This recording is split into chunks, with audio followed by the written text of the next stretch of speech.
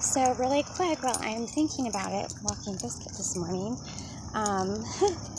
so I went to the Grace Life Church 3 or 4 weeks ago, and I'm going to go back because I'm like, oh, well, what do I have to do now?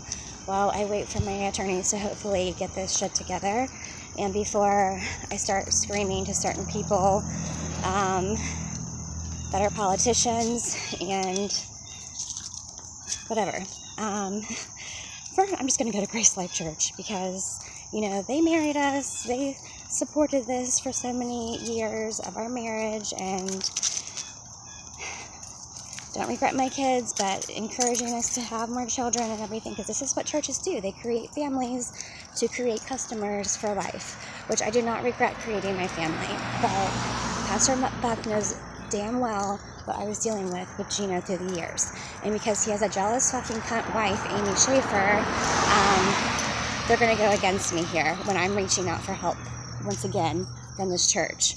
So we went and we had a good old time there at Grace Life Church, and I wore my scarf with pictures, and maybe I'll wear my scarf next week of my wedding day. I won't wear my wedding album with Pastor Buck all over it. But anyways, Pastor Buck gave me the fist bump approval while Amy hid behind Marshall as her bodyguard. Same exact seconds.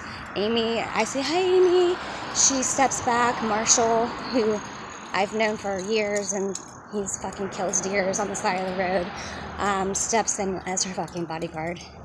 And then 2 seconds later, her husband was so happy to see me and gave me his little fist bump approval. Anyways, so my other psycho-obsessed stalker, Melissa, somehow gets into a conversation with my best friend Jen on Grace Life Church's Facebook page while I'm off Facebook.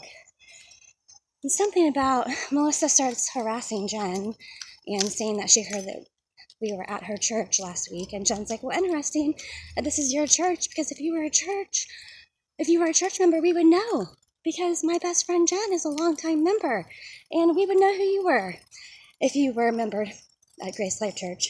And she then says, Jen, I'm not even in this conversation, I'm not even on Facebook, that Jen knows that Pastor Buck spiritually married us. Pastor Buck spiritually married us, and Jen knows that. Well, first I heard of it. It's not even a fucking real thing. It's not even fucking real. So,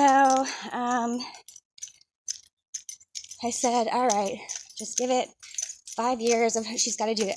She's got her bucket list of be like Jen. So 5 years from now, she's going to start reading tarot cards, and 5 years after that, she's going to be in fucking jail. So get your bucket list out, bitch.